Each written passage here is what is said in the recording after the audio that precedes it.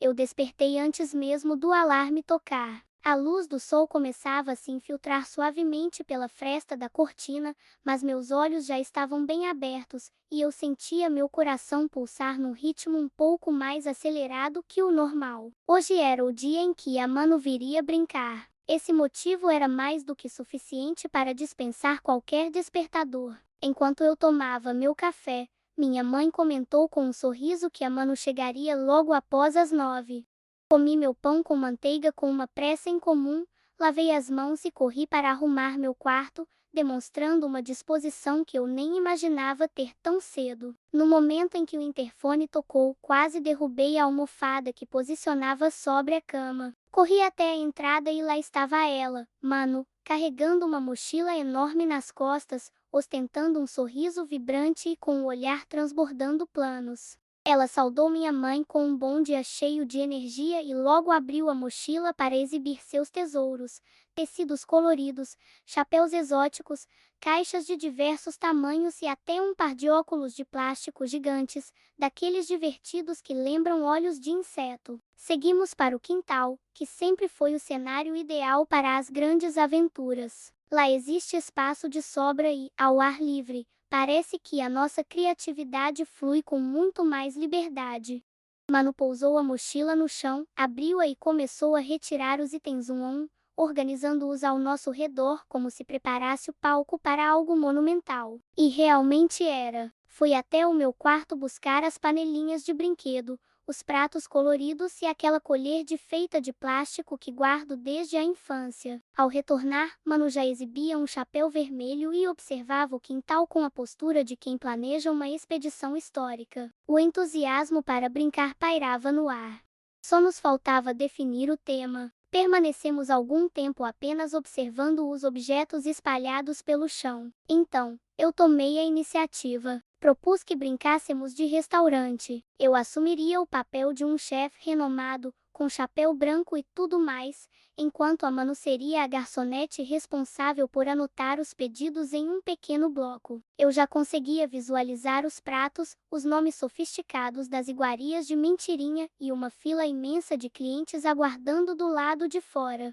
Manu me escutou com atenção. Em seguida, com uma calma serena, mas mantendo aquele brilho característico que surge quando ela tem uma ideia poderosa, sugeriu que fôssemos exploradores do oceano. A proposta dela envolvia um submarino, lanternas potentes para mergulho e a busca por criaturas desconhecidas nas profundezas abissais. Ela até apontou para as caixas que trouxera, explicando que seriam os equipamentos tecnológicos da nossa missão. A ideia dela me pareceu fascinante.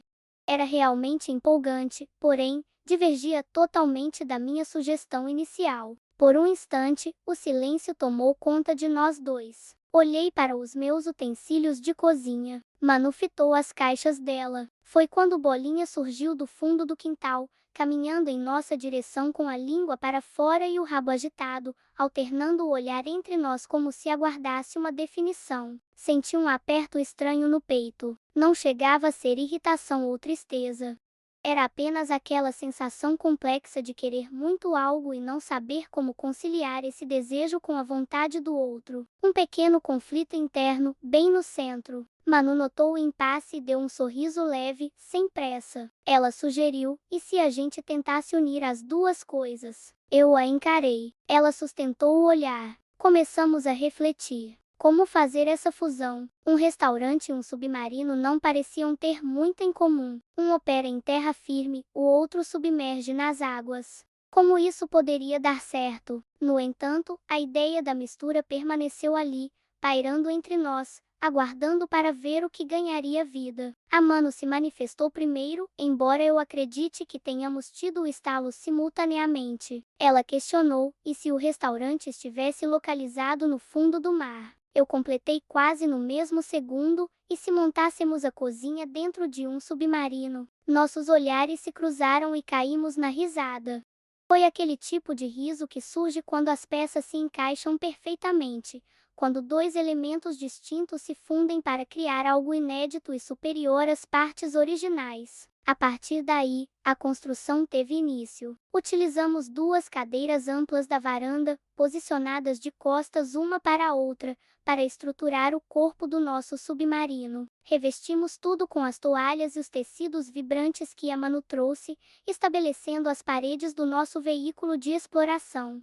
Reservamos uma abertura frontal para ser a escotilha redonda do comandante e outra na parte traseira, que servia de portal para o restaurante. A seção de refeições foi montada na área externa ao submarino, onde uma toalha azul no piso simbolizava a vastidão do oceano. Posicionei os pratos coloridos sobre uma caixa baixa, que se transformou na mesa principal para os convidados. Manu utilizou os óculos de inseto como equipamento de proteção tecnológica da nossa chefe subaquática.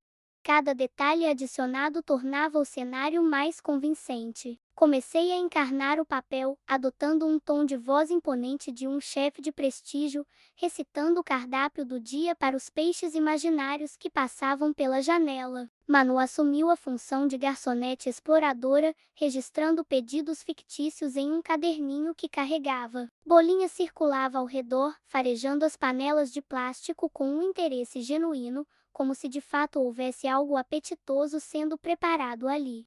O quintal havia se transformado. Já não era mais um espaço comum da casa. Era o leito oceânico e nós estávamos imersos no coração dele. Minha mãe surgiu na porta da varanda trazendo uma bandeja. Nela, havia 2 copos de suco de laranja bem gelados e um prato com biscoitos redondos. Com aquele seu jeito calmo, ela anunciou que era o momento de uma pausa para o lanche. Agradecemos e abandonamos nossos personagens por alguns instantes. Sentamos lado a lado no degrau da varanda, saboreando o suco sem pressa. O quintal se estendia diante de nós, com o submarino feito de cadeiras e panos ocupando o centro, os utensílios organizados sobre a caixa e os tecidos oscilando levemente com a brisa da tarde. Manu observou a cena e comentou que nunca tinha participado de uma brincadeira de restaurante no fundo do março. Eu respondi que também era novidade para mim.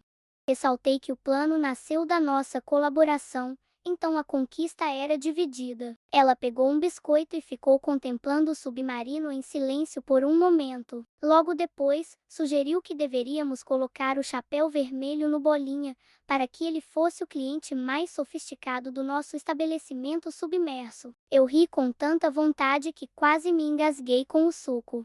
Bolinha estava estirado perto das cadeiras, de barriga para cima, totalmente alheio à importante missão que estávamos planejando para ele. Fiquei observando o ambiente e refleti sobre como a tarde havia se transformado desde aquele momento de hesitação, quando não sabíamos como avançar. Tudo o que foi preciso foi dialogar. Bastou uma sugestão compartilhada entre 2 amigos. Assim que terminamos o lanche, levantamos ao mesmo tempo, em uma sintonia natural. O intervalo havia chegado ao fim.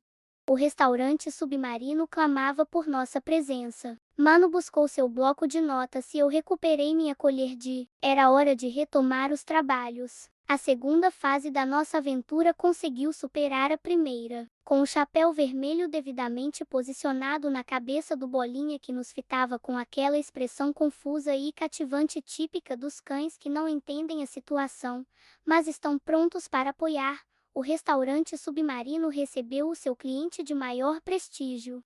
Assumi o posto de chefe com total dedicação. Proclamei o cardápio com uma voz solene e pausada: sopa de algas com microbolhas de oxigênio, medalhão de estrela do mar ao velouté de corais, para encerrar, espuma de onda com calda de conchas marinhas. Manu registrou tudo com precisão, validando cada escolha com um Bolinha, que abanava o rabo em sinal de aprovação às opções gastronômicas. Nós nos divertíamos muito, mas mantínhamos a seriedade dos papéis. O triunfo do faz de conta reside nisso, mesmo diante do cômico, permanecemos fiéis à narrativa, pois é a história que concede verdade à experiência. Em dado momento, Manu assumiu a liderança da expedição e simulou nadar pelo quintal, reportando achados das profundezas que eu documentava em uma folha de papel com extremo rigor.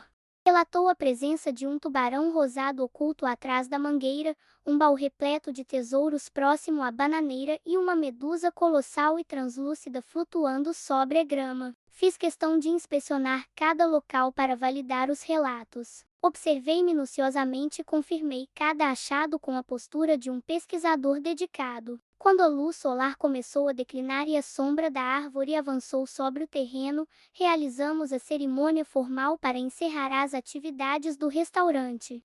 Comuniquei que o estabelecimento estava fechando suas portas após uma jornada triunfante. Manu aplaudiu com entusiasmo. Bolinha emitiu um latido curto e decidido, como se fizesse uma saudação final. Foi, sem dúvida, o dia de imaginação mais gratificante que já vivenciei. A mãe da Manu chegou para buscá-la pouco depois do lanche. Estávamos terminando de organizar o quintal quando o som do interfone ecoou. Manu pegou sua mochila e iniciou o processo de guardar seus pertences com zelo, os tecidos, as caixas, o caderninho com os registros do restaurante e os óculos divertidos. Cada item que ela acomodava representava um fragmento da narrativa que construímos juntos naquela tarde. Antes de atravessar o portão, ela se virou e afirmou que o restaurante submarino tinha sido uma experiência incrível. Concordei prontamente, sem hesitar. Enquanto minha mãe conversava com a mãe da Manu na calçada, permaneci imóvel no quintal, contemplando as cadeiras ainda posicionadas, as toalhas levemente desalinhadas e o submarino, agora parcialmente desfeito, mas ainda visível. Os pratos permaneciam sobre a caixa e o chapéu vermelho descansava perto de um vaso na varanda. Bolinha se aproximou e encostou-se em minha perna, tranquilo. Acariciei sua cabeça suavemente. Aquele pedaço do quintal parecia ter absorvido a essência do que vivemos. Uma tarde inteira de criação, onde dois amigos que inicialmente estavam perdidos acabaram gerando algo que nenhum dos dois alcançaria isoladamente. Iniciei o desmonte do submarino com calma, dobrando os tecidos, guardando os utensílios e retornando as cadeiras aos seus devidos lugares. Bolinha me seguia em cada movimento, atuando como um assistente silencioso e leal. Quando minha mãe retornou e quis saber como havia sido o dia, fiz uma breve pausa antes de responder. Afirmei que tinha sido excelente, que havíamos dado vida a um mundo inteiramente novo. Ela sorriu, e eu retribuí o sorriso.